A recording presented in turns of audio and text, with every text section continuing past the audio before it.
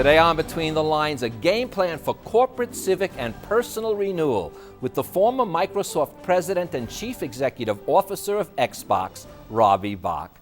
Welcome, I'm Barry Kibrick. Robbie spent 22 years at Microsoft, working on the successful launch of Microsoft Office. Then as Chief Xbox Officer, he led the development and launch of the gaming console that helped revolutionize an entire industry. Now with his book, Xbox Revisited, Robbie applies the lessons he learned so that all of us can take part in fixing the complex social and political issues of our time. I'm a writer today because I was a reader when I was 11 years old, and it was... You do not need to prove your state of happiness to anybody. Most of these speeches were as much as a month in preparation. Characters, the heroes in this book, are seekers of truth in a story that involves a lot of You corruption. don't get a chance to really talk about what's real, and it's the perfect to do. Robbie, it is a pleasure to have you here with your book, Xbox Revisited. Welcome to Between the Lines. Barry, thanks for having me here. I'm looking forward to a great conversation. Well, the first thing I want to start off is, you make it obviously that you left Microsoft in 2010, all on good terms, but it was not a retirement. It was truly a self-imposed period of reflection. No, it's exactly right. I left in a way with a general purpose. I wanted to have impact. I wanted to find a way to do something that would have some kind of social impact. And yet I didn't know what that was. People kept asking me the question, sort of like the kids who are going to college. Where are you going to school? What are you going to study? People kept asking me the question, so what are you going to do next? Where are you going to work? What are you going to do? And the only thing I could say was, I don't think I'm going to go work for a company. And beyond that, I don't actually know. And so there was this period of relaxation and then reflection, which started with writing, that led me to my civic engineering purpose. Well, you say what you do here is, and I'm going to add one more level to it. Sure. You say that what you've taken is your experiences at Microsoft, in particular as the Chief Executive Officer of the Xbox launch and everything to do with, they call it Chief Xbox Officer, the cute Microsoft, okay? I just downloaded Windows 10 just for the record. So, the real, as the subheading says, is to use that as a game plan for corporate and civic renewal. Right. But I need to add one more thing, because when I read it, I also found that if you follow the same principles, you can get a personal renewal as well. It's so funny you say that, because when you go to title a book, you get to the end, and I was pretty confident about Xbox Revisited for a lot of different reasons. But the subtitle was tough. And I had a set of examples that had personal in it as well. So I have this long list in a Word document of possible subtitles, many of which include personal. And unfortunately, it just got too long. Oh, I know what you mean. I'm writing a book now, and I have more subtitles than I do headings on the thing. Well, yeah, exactly. So at some point you have to make a choice, and I really, because the book's about Xbox, it had to have corporate in it, and because the real focus of the book is civic engineering, I wanted to really keep people focused on civics. Well, speaking of civics, the basic for your mission is that you realize, and this is one of the things I can say unequivocally that everyone realizes and no one seems to be doing anything about it, is that right now we are experiencing deep structural problems in this country. And your thinking is that if you use this corporate plan that we use, this could really help us deal with some of the structural problems on all levels of bureaucracies. Yeah, and what's interesting, I think sometimes people think, well, we'll just take what we did in corporations and apply it to government. And I actually don't think that works.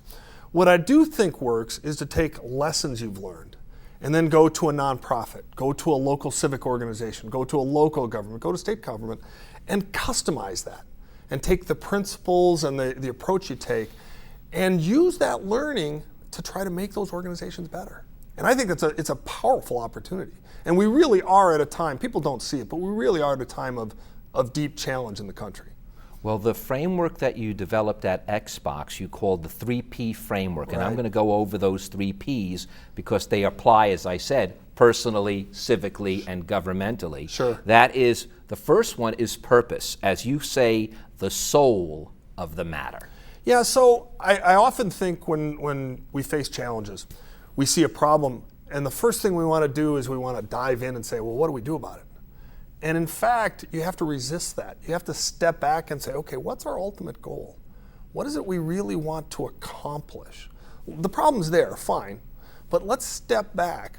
And I use the example in the book of Microsoft, a computer on every desk and in every home running Microsoft software. That ran the company for 20 years. It's powerful. And so if you can step back from a problem and know your purpose in addressing it, if you can articulate that clearly to people, everybody's going to be more effective at trying to solve the problem. Your second P, which obviously goes along with it, is principles. The beliefs that matter. And an important part of it is that you say there should be no more than 5 statements of these key beliefs, otherwise they stop becoming the real key beliefs. You need to condense it into 5 no matter what it takes. Yeah, I'm a big believer in simplicity. And when it comes to principles, let's ask the question. Barry, you have 10 principles. Are you a very principled person? I'm a lot of principled persons, right? But exactly right. Exactly. And so you have to get down to principles. And principles, the important thing about principles are, there's sort of that middle layer that people want to jump around. We don't want to discuss, when you're talking about economics, or you're talking about social programs, or you're talking about transportation things, people don't want to talk about the principles around what you're wanting to accomplish. And the problem is, of course, when you get to the solutions, everybody's coming from their set of principles. And if you have 5 principles and I have 5 and they don't overlap, there's no chance we're going to solve the problem together. So you got to have the discussion at the principle layer in order to actually get to a productive solution. Which therefore then comes the third P, and that's the priorities, the actions that matter. And you really believe, and by the way, really the great minds in everything from physics to business to whatnot believe this. You must simplify the difficult, because if you don't simplify the difficult, you cannot attack it. It becomes too overbearing. It becomes too powerful to some extent. Yeah, it's sort of like if you see the world's most complex problem and you say, well, I'm going to overwhelm it with more complexity to solve it. I mean, it just doesn't, when you actually say it like that, it doesn't logically make any sense. What you have to do is come up with 1 or 2 or 3, in my case a maximum of 5 again, simple things that you're going to do to address. And what happens is the problem becomes a little simpler. You use those 5 priorities to go after it, and then you discover, okay, I've handled 70% of the problem, but there's this 30%, so you change course a little bit. You've still got your 5 priorities, but you shift them a little bit, and you go after the rest of it. And suddenly the problem is in bite-sized chunks, and you can attack it piece by piece to get to your ultimate purpose. Well, and speaking of bite-sized chunks, one of the things you want to incorporate not only in the, again, business and governmental level, but it's what you call intrapreneurship, which is taking the subset of a big enterprise, let's say like Microsoft, where there was 39, 40,000 employees, and if you can instill an entrepreneurial spirit within those different parts of the organization, you really get to develop a very different mindset than a bunch of cogs in the wheel. Yeah, and it was one of the real challenges of Xbox, because Xbox was a very out-of-box experience for Microsoft. We did a lot of things that were sort of un-Microsoft-like, and we really had to be entrepreneurs, but Microsoft was our funder. Microsoft was our sponsor. Microsoft was our promoter. Microsoft was our home.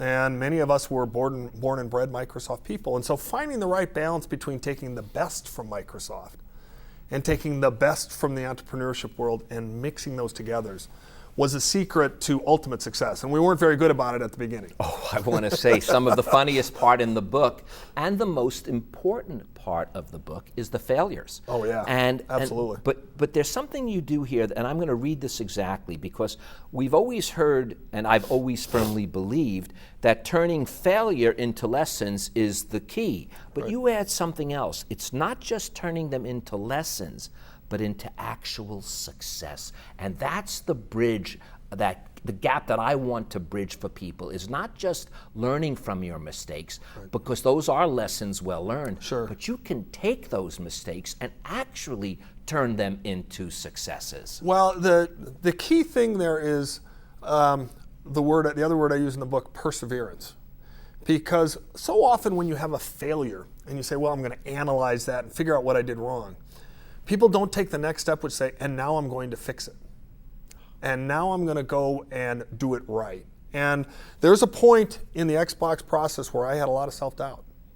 And I did in fact send in a letter of resignation. And ultimately I said to myself, that's not right. What you have to do is learn from the mistakes, and then you got to go fix the problem. That's your job. Well, can I emphasize it one more time, because I think it's so important when you use the word perseverance. I'm taking it right out of the book now because I think it's so important. It is more than trying harder.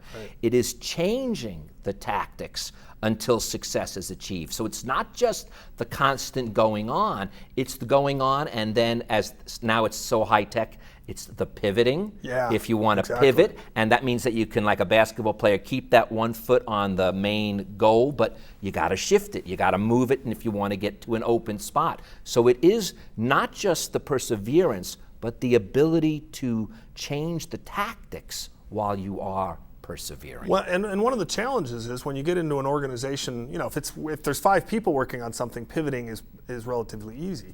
When you're steering a battleship, and you know, in my case, we had 2,500 people working on Xbox, and Microsoft, by the time we got done, had 75,000 people in the business.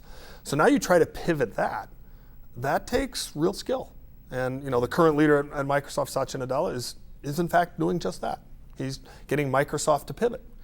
And part of doing that, you say, is the ability that you must be able to step back before you can move forward. So oftentimes we're feeling that if we step back, we're wasting time. We're not, we're not living up to our commitment. We're not living up to we almost feel a sense of guilt rather than a sense of rejuvenation in order to turn that battleship around. Yeah, leaders, I make this mistake all the time. Leaders say, oh, there's a problem, I'm going to dive in and fix it. And in fact, what happens is the minute you lose the view of the forest, you can't fix the problem. The minute you're down focusing on 6 trees next to the river, you can't see where the river's going. And so you can't tell people the right direction to go. And so there's this constant need to pull back and say, where are we? Are we, to use the earlier word, are we on our purpose? And one of the elements of that is you call the noble art of leaving things undone. Usually, these are your words, the problem is determining what not to do. I must tell you that almost never enters my mind. All I'm thinking of all the things I have to do, and I've got to. I am going to just go home and meditate on that. I don't meditate, but I'm going to start tomorrow or tonight, because that really is knowing what not to do is as important as knowing what to do. Well, here's the simple realization that you have to come to, and it took me a long time and a lot of pounding my head against the wall to get there. You can only do so many things. And if you have a quality bar that's of any height, and if quality is required, you can't do 10 things. You can't do 7 things. At best, you can do 5. And I think 5 is actually a lot. And so that means in a complex problem, there's stuff you have to ignore. Well, you say that in order to do that, that's where you find the balance. And by the way, you mean the balance between everything. It's not only the balance between an individual project, it's the balance between your family, it's the balance between all these things. But there is, again, that's also a difficult gap to bridge, because balance leaves a lot of guilt if you feel you've set the course in the other, you know what I mean? Balance is an argument that we have with ourselves on a constant basis. Well, I happen to be Catholic, so the guilt thing, is actually challenging for me.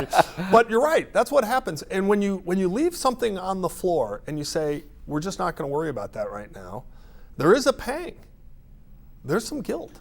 There's some feeling right here. It's like, oh gosh, we're leaving that on the floor. And you just have to learn from experience that if you don't do that and you try to pick up everything all at once, you'll end up lying on the floor and somebody will have run you over. Now, I can't tell you how many shows discuss the importance of good communications. Sure. And this book does too, but you add something else to it, and I think that's important, is that everything communicates. So it's not just people. You're looking out for signs, you're looking out for all different things that might provide you with the communication you need. Yeah, it's one of the things you learn as a leader. People pay attention. And they're not just paying attention to what you say. They're paying attention to how you look. They're paying attention to what you do. Most cultural change has to be driven through action, not through words. And so if I want to change culture, I have to act differently. And the people who work for me have to act differently. And that's how you drive change. And that's the communication. It's what I do that communicates, not necessarily just what I say. Well, you said culture, that's where I'm going to go now. We talked about the personal, we talked about the business. Now let's take the 3 Ps Sure. and move it into the civic arena.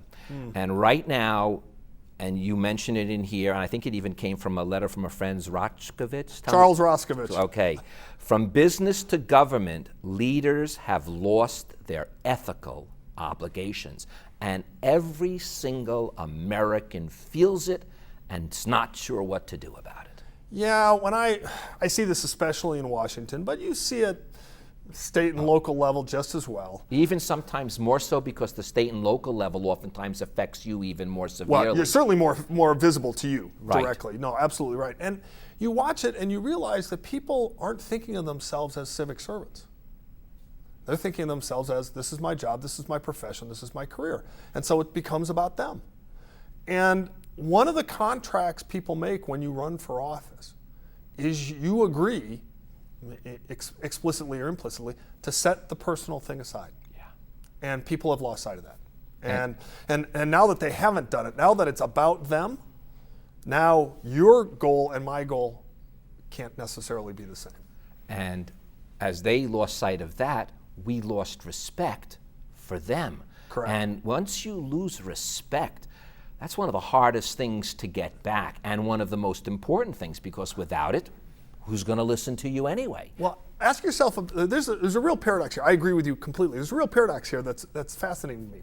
Congressional approval rating going into the most recent congressional election was single digits.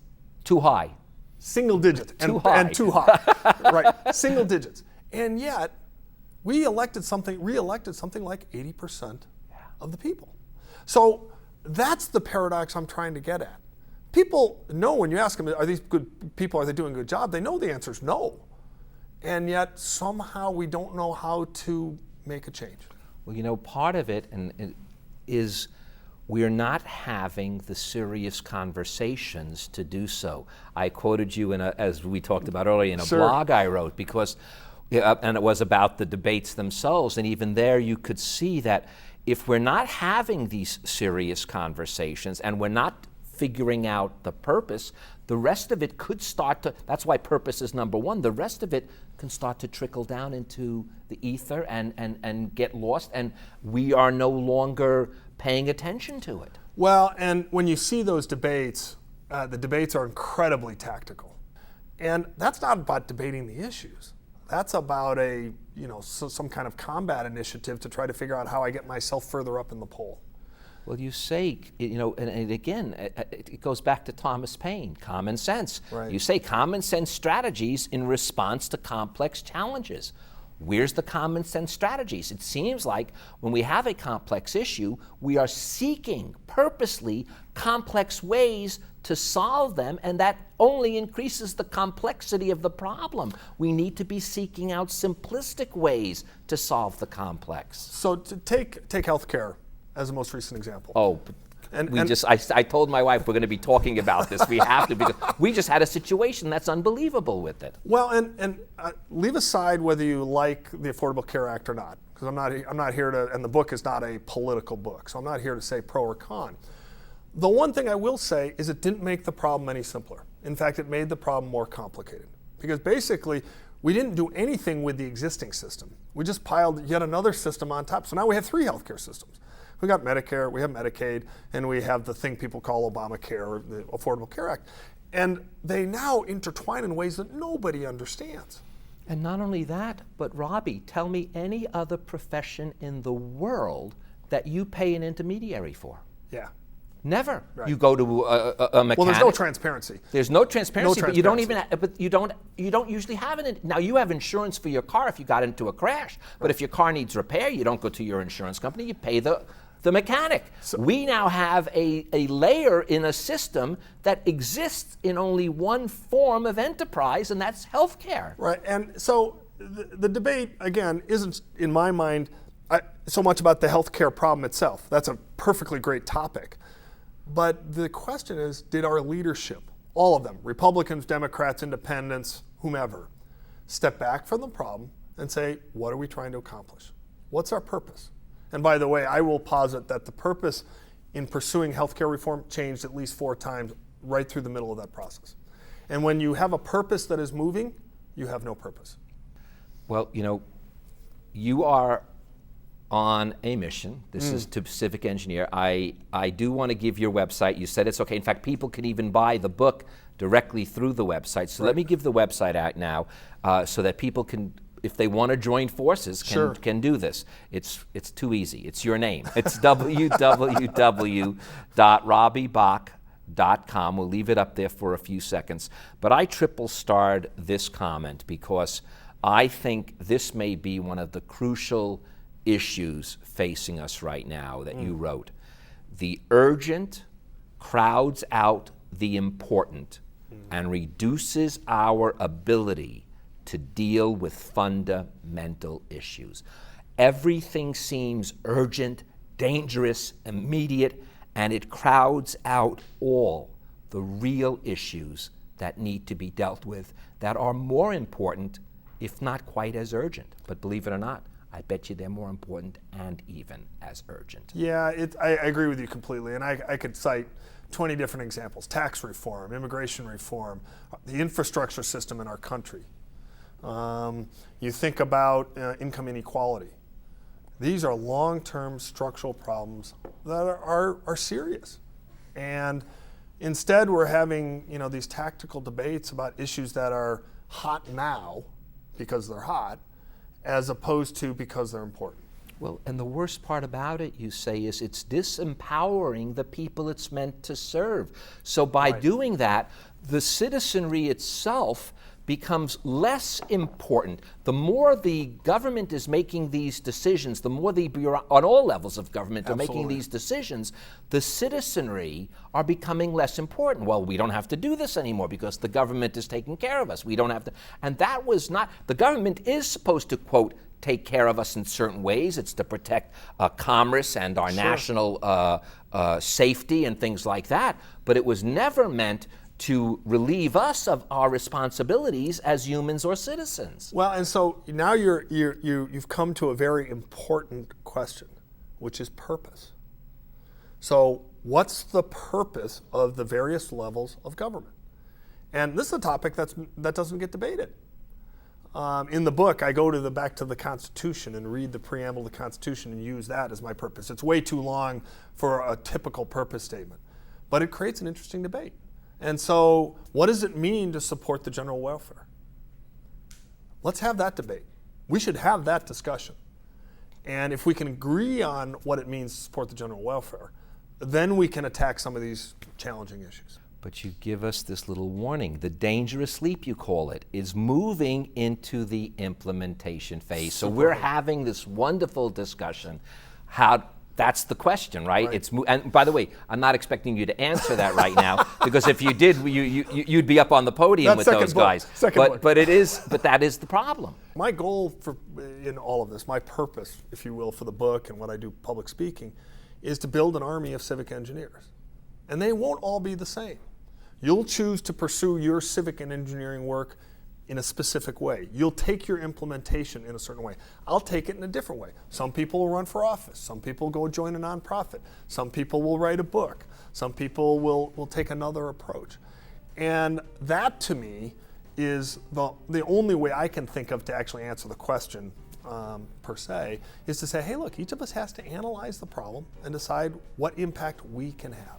Well, I agree, but our time is up. I can't believe it, but you know what? That was It very leads fast. perfect. It was. It always goes way too fast. But here's, I'll end with these words from you, Robbie. Real leadership is the art of working through others to turn the possible into reality, and I want to thank you for helping us turn the possible into reality. Thanks very much, Barry. It's my pleasure. And folks, I want to thank you for joining us. Now, before Robbie leaves, I'd like to leave you with these few more words from Xbox Revisited. We don't need Democrats or Republicans, liberals or conservatives. We need statesmen and stateswomen who will put the country's interests in front of their own. We need independent thinkers who focus on solving real issues. And we need citizens to stand up, demand change, and return us to a position of strength and prosperity. I'm Barry Kibrick. Between what we don't need and what we do lives the common sense we must seek out to solve our problems. Thank you so much, Robbie. Enjoyed it. My pleasure. Closed captioning for Between the Lines with Barry Kibrick is made possible by your generous contributions to KLCS Education Foundation. Thank you for your support. To connect with Barry, like us on Facebook and follow us on Twitter at Barry Kibrick. And to contact Barry directly, watch past episodes of Between the Lines, and read his blog, visit us at barrykibrick.com.